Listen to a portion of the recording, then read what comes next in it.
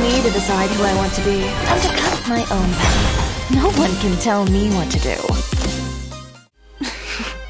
She used to beg me to help her design all kinds of strange things. For example, little crowns for every handle on a ship's helm. I couldn't help but roll my eyes at her request, and tell her that the most I would do is design her hat like a boat. Those who say I'm ahead of my time have clearly never spoken to her. I can't make a hat that could hide secrets, but it seems LYNEY can enchant his hat to do just that. I'm a little curious about how it feels to wear a hat full of so many tricks and secrets like his. As for me, I don't need the burden of all that. It's easiest to just say what's on my mind. The magician's assistant sure doesn't say much, but I know she trusts me. You know, I sure get a lot of love from cats. One time, Charlotte came into the shop hoping to do an interview with me. I told her there was no point, because there was nothing new to talk about. But just as she was leaving, a drunkard came stumbling into the shop and started causing trouble. She recorded the whole thing. What a fiasco. I've heard of journalists chasing leads, but now it seems news chases the journalists. Oh, working with CHEVREUSE and talking with her are a cinch. So easy, in fact, that whenever I say goodbye to her and return to tending my customers again, it takes me a moment to shift gears mentally. Yes, some of my friends and partners have mentioned him to me before. I admire his skills at management and diplomacy, but I certainly have no intention of changing my way of doing things. While I was still in Inazuma, there was a cat with green eyes that always liked to follow me whenever I went out into the wild in search of inspiration. The kitty seemed to be very interested in the colors and patterns of the fabric I was carrying. She would even come up and rub her head against my legs when she was in a good mood. Later, I recognized those green eyes again, but on a girl with two tails. The way she gazed at new and intriguing things still had not changed after so many years. If I wasn't always slipping away to go play when I was a child, I probably would never have had the chance to meet the young lady of the Kamisato clan. There was one time when I climbed my way into the Kamisato clan's courtyard, and her Tamari just happened to roll over towards the wall. I could tell that she was both surprised and happy to see me. We played together and chatted for quite some time, but I was discovered in the end. And so, our brief friendship came to an end as I was kicked off the premises. Emily's perfumes are very popular. We have a business agreement where I ask her to deliver small quantities of perfume she's working on to CHIORI Boutique. I let Alof secretly spray the perfume in the fitting room, and then I'll let Emily know any feedback I get from the customers. Even after all this time, I've never once had a customer ever say that my fitting room smelled strange. In fact, they usually come one after another to ask where they can buy the fragrance. Out of curiosity, I always buy a bottle when she brings them to sell in her shop. I have to say that such fragrances which can always bring a sense of refreshment are truly works of art. I am CHIORI, the owner of CHIORI Boutique. Feel free to find me if you'd like to commission any tailor-made outfits. As for any other requests, it all depends on whether you have enough to offer in exchange. Just the rules of the business. You scratch my back and I'll scratch yours. Also, smoking, drinking, and causing a ruckus are all strictly prohibited within the boutique. That whole "the customer is king" concept doesn't fly here.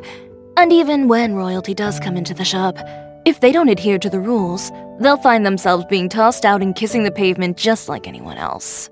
It's up to me to decide who I want to be, and to cut my own path. No one can tell me what to do. Ugh, who says you have to use scissors to cut clothes? Leave those rigid rules behind.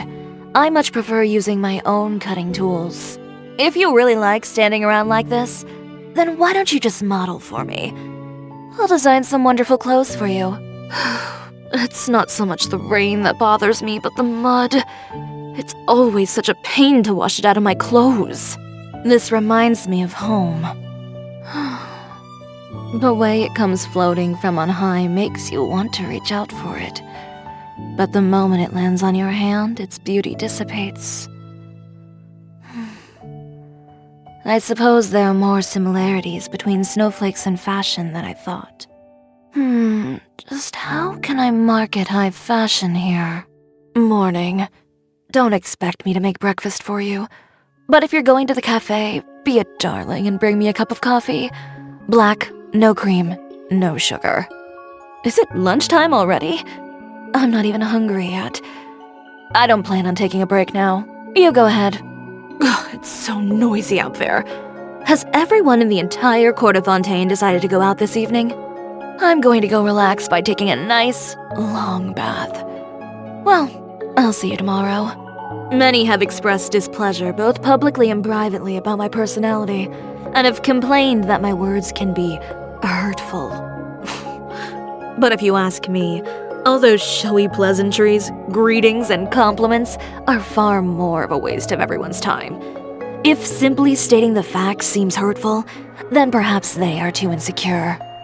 When I first started conceptualizing the idea of my brand, I reflected on many of my past experiences, and came up with a lot of phrases for the brand's slogan.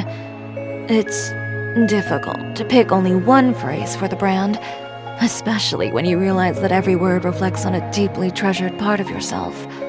But you can only choose that which best represents you. Never admit defeat. That's me. That's my brand. Take it from me. This one looks good on you. You've never seen a style like this before? Oh, that's because you've never met a designer with taste before. I know you probably already know this, but I always just say what's on my mind. Maybe you've already grown accustomed to it, but that's just how I express myself. And I'm not going to change. You should also always act like yourself around me. There's no need to hide anything.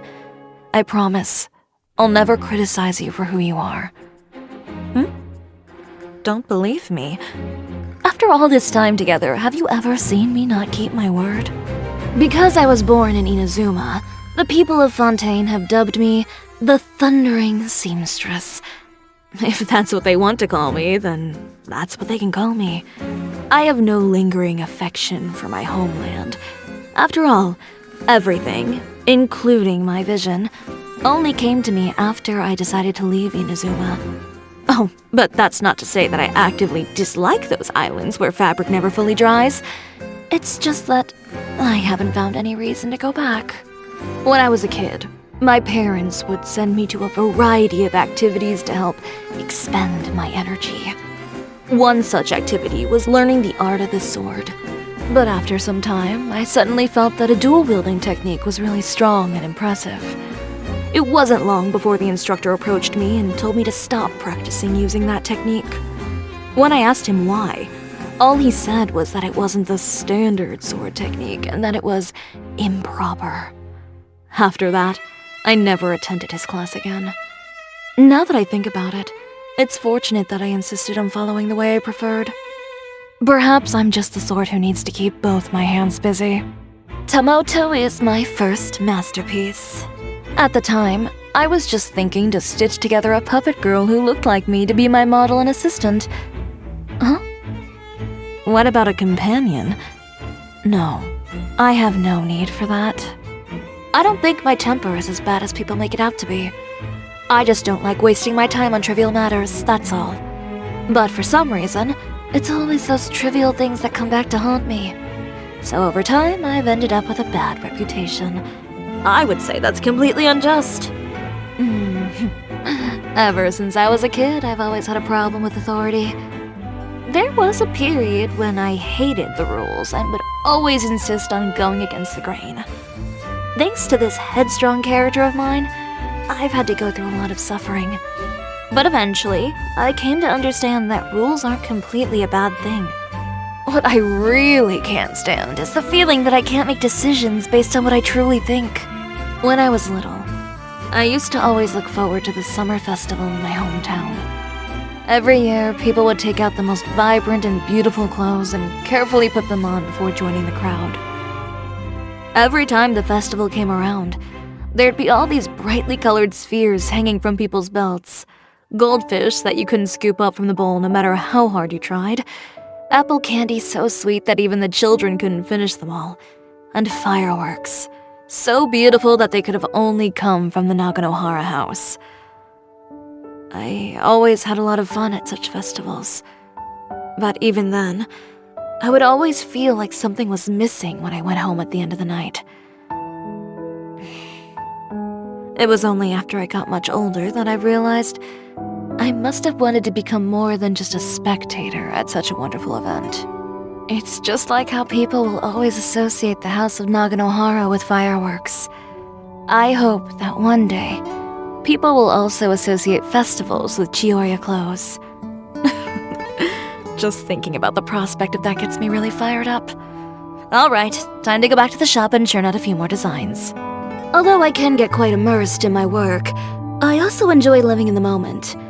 When I have some free time, I would often pack some food and find a lovely place in nature to take a cozy midday nap, before returning home, relaxing some more, and then finally falling asleep to my favorite music. Oh, and other times, I like to go out for food with my friends, talk about everything that's happening in the world, and party until everyone's completely hammered.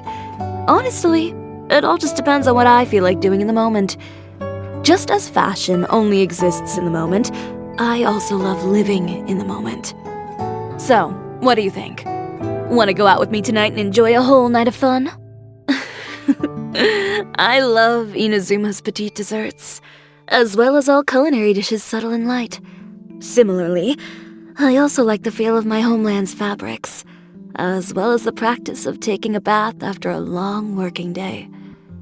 But on the flip side, I also adore the soft waves of Fontaine's seas, as well as the beautiful scenery underneath the waters. Sometimes, I wonder if everything is in fact predestined, and if I'm still living in the shadow of my past. But then, another question always follows. Would the answer to that really change anything? In any case, I'm still me, living in my present. Even if I'm only the way I am due to what has happened in my past, my future is still in my own hands. And no one in this world can really change that. I'm pursuing my dream through my work, and exploring the meaning of freedom through my art. What's the point of spending years and years of your life over something that's not near and dear to your heart? Sometimes, I worry that I haven't made as much progress as I'd hoped, and thus, it'd be hard to know when I would actually realize my dream of making Chioriya renowned throughout the world. Still, that's no reason to question or abandon the dream. Rather than worrying or doubting myself, my time would be better spent creating a few more designs. I can never forget the Inazuman desserts I used to indulge in as a child. But rather than the joy of tasting them, I've always been more interested in the process of making them. Had I been less drawn to the fascinating world of fabrics and color, the world would have gained another dessert chef. I can't handle food with particularly strong flavors, like haggis, for example. The experience of eating it is kind of like suddenly getting hit with a face full of geospectre out of nowhere. Does that make sense to you? I do love this dish. Why don't you bring me some more next time? Don't worry, I'll also bring a gift for you in return. Not bad. I think this would be most enjoyable after a hard day's work in the shop. Ugh, I am not fond of this flavor. Bring me something lighter on the palate next time. Yeah, happy birthday or whatever. Just tell me if there's a gift you like. I can't be bothered to try and guess what you want. Too direct? Alright then. Why don't you grab NAVIA, KIRARA, and the others, and maybe a few of your friends as well. We can have a party tonight at my place. I'll take some notes on the gifts that the others have prepared for you and make you an accessory right then and there. 10,000 more that you'd like it. Call it the confidence of the owner of Chioriya Boutique. No good. Still feels too ordinary. Not bad, but it's still lacking the wow factor that makes it really stand out. Oh, that's more like it. I think I've got it. Of course, as a master of my craft, my hands will never shake while cutting fabric. But I'll admit, The excitement and anticipation has my heart really beating right now. Thank you for staying with me the whole time I worked on this piece. It is extremely important to me.